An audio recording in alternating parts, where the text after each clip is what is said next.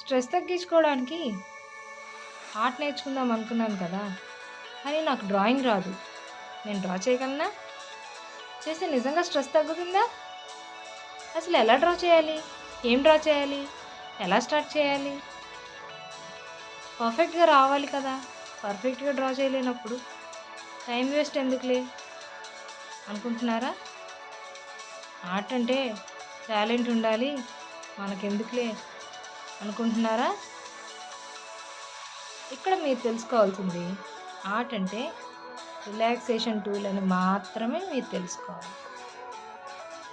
సింపుల్‌గా చెప్పాలి అంటే ఆర్ట్ అనేది పర్ఫెక్ట్‌గా రావటం కోసం కాదు. జస్ట్ మన మైండ్‌ని స్లో చేసుకోవడం కోసం.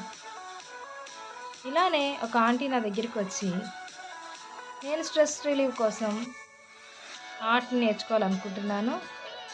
ఆర్ట్ స్టార్ట్ చేస్తాను అని చెప్పారు. స్టార్ట్ చేసిన తర్వాత ఒక్క లైన్ కూడా స్ట్రెయిట్‌గా డ్రా చేయలేకపోయాను. సో, నాకు రాదు అని వదిలేసాను అన్నారు. అలా స్ట్రెయిట్ లైన్ డ్రా చేయలేను అన్నారు అనగానే నేను ఒకటే చెప్పాను. ఆర్ట్ అంటే స్ట్రెయిట్‌గా డ్రా చేయడం కాదు. ఒక పర్ఫెక్ట్ షేప్ డ్రా చేయడం కాదు. ఆర్ట్ అంటే ఇలా సింపుల్‌గా మీ హ్యాండ్ ఎలా వెళ్తే అలా స్క్రిబ్లింగ్స్, ర్యాండమ్ లైన్స్ ఏదైనా పర్వాలేదు.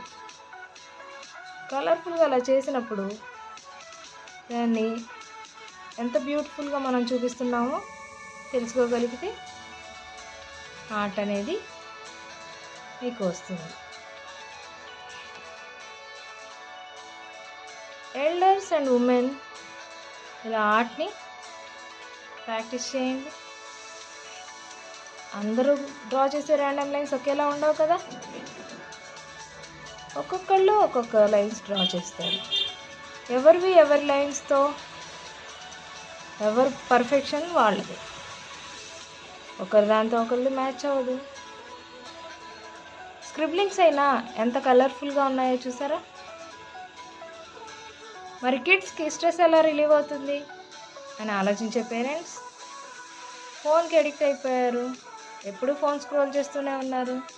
వాడి నుండి డైవర్ట్ చేయటం ఎలా అనుకునే వాళ్ళకి వాళ్ళే నేను ఫోన్ అడిక్షన్ని తగ్గించుకోవాలి అని ఆలోచించే కిడ్స్‌కి ఇలాంటి toys white cement mini toys కూడా ఎంతగానో ఉపయోగపడతాయి.